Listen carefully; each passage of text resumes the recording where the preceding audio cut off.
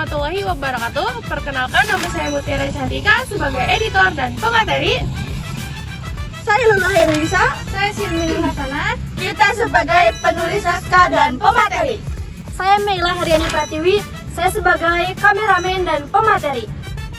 Saya Andriana Putra. Saya Gunawan Saputra. Saya Revan Saupan. Kami sebagai pemateri. Saya Noviana sebagai pemateri.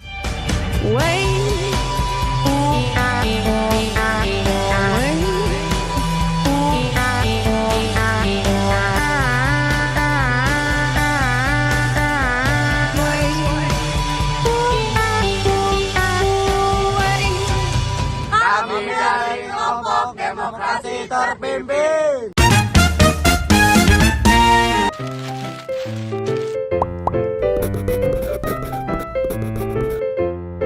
Demokrasi terpimpin adalah demokrasi yang dimulai sejak tahun 1959 sampai 1965, di mana pemerintah terpusat pada presiden yaitu Soekarno. Sistem ini muncul karena kegagalan dari demokrasi parlementer. Pada masa demokrasi parlementer, Indonesia mengalami ketidakstabilan politik. Kabinet sering berganti, partai politik saling bertentangan, dan pemerintahan tidak mampu menjalankan pembangunan secara maksimal. Kondisi ini membuat Presiden Soekarno menilai bahwa demokrasi parlementer tidak sesuai dengan kepribadian bangsa Indonesia. Oleh karena itu, Presiden Soekarno memperkenalkan konsep demokrasi terpimpin, yaitu demokrasi yang dipimpin oleh hikmat kebijaksanaan dalam permusyawaratan dengan presiden sebagai pemegang peran utama dalam pemerintahan.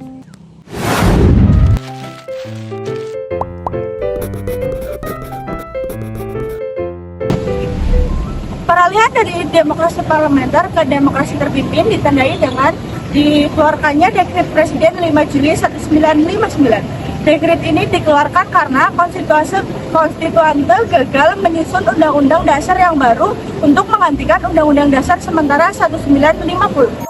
Isi Dekret Presiden 5 Juli 1959 meliputi pembubaran konstituante, pemberlakuan kembali Undang-Undang 1945, tidak berlakunya Undang-Undang sementara 1950, serta pembentukan MPRS dan DPAS.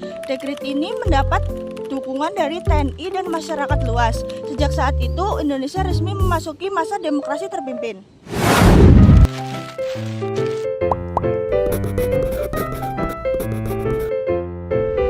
Demokrasi terpimpin memiliki beberapa ciri utama, salah satunya adalah kekuasaan presiden yang sangat dominan pada waktu itu.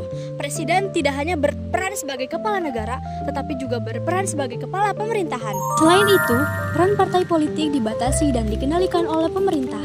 Lembaga legislatif seperti DPR tidak dipilih melalui pemilu, melainkan anggotanya ditunjuk oleh presiden. Akibatnya, kehidupan demokrasi tidak berjalan secara bebas dan sistem pemerintahan cenderung bersifat otoriter.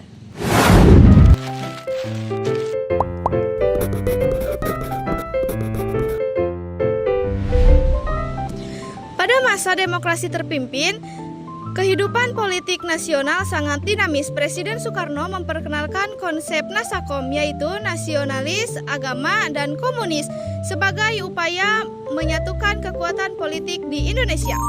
Namun, konsep ini justru menimbulkan ketegangan, terutama antara TNI Angkatan Darat dan Partai Komunis Indonesia atau PKI. PKI berkembang pesat dan memperoleh dukungan politik dari Presiden Soekarno. Ketegangan antar kekuatan politik ini menyebabkan kondisi politik nasional menjadi tidak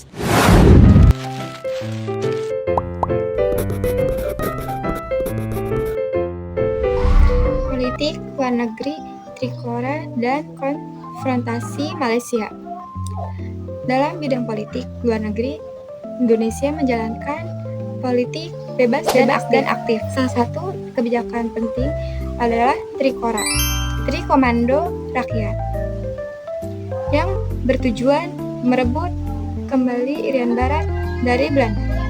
Selain itu, Indonesia juga melakukan konfrontasi dengan Malaysia karena pembentukan Federasi Malaysia dianggap sebagai bentuk neokolonialisme Inggris. Kebijakan ini menunjukkan sikap anti-imperialisme Indonesia, namun juga berdampak pada memburuknya ekonomi dan hubungan internasional.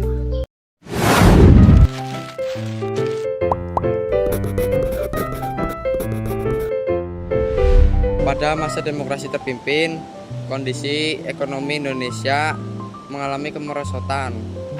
Inflasi sangat tinggi, nilai mata uang menjadi semakin rendah, dan produksi nasional tidak berkembang dengan baik. Pemerintah membentuk Dewan Perancangan Nasional atau Depernas untuk menyusun rencana pembangunan nasional. Namun kebijakan ekonomi lebih mengutamakan kepentingan politik dibanding kesejahteraan rakyat. Akibat kehidupan masyarakat semakin sulit.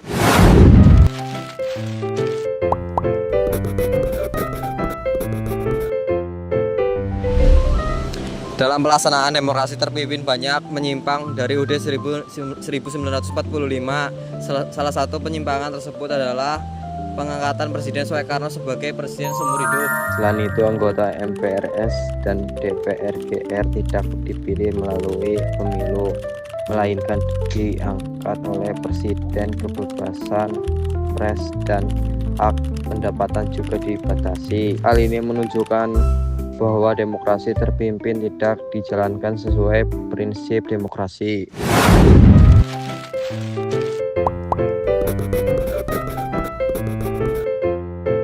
Berakhirnya demokrasi terpimpin. Demokrasi terpimpin berakhir setelah peristiwa gerakan 30 September 1965. Peristiwa ini menimbulkan kekacauan politik dan melemahkan posisi Presiden Soekarno.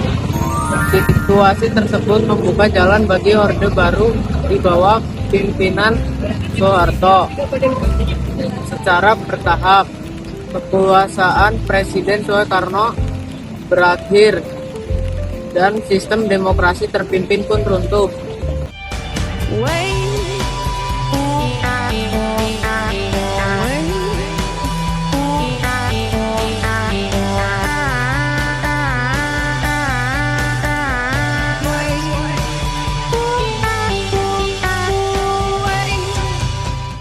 Sekian dari kelompok kami. Wassalamualaikum warahmatullahi wabarakatuh.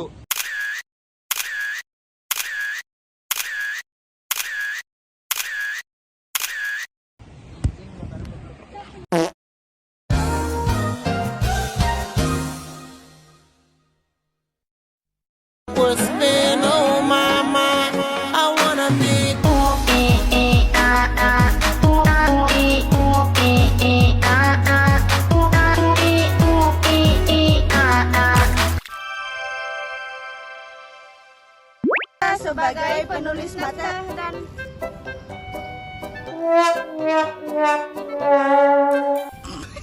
Silminur Hasanah, kita sebagai penulis, kita sebagai katanya kami. Saya Mela Heriani Pratiwi, saya sebagai editor.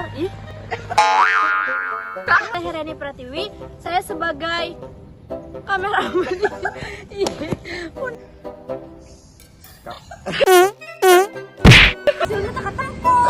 mana orang ngetimna doang. Biji 2 kilo. Siap ya. Singkat tempat aku. 1,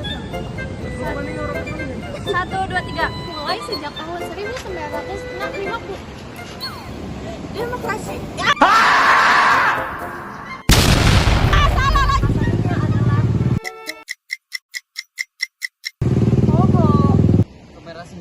Tuh pakai tanganmu. Assalamualaikum warahmatullahi wabarakatuh. Balik ada Sayang ceda, sayang ceda.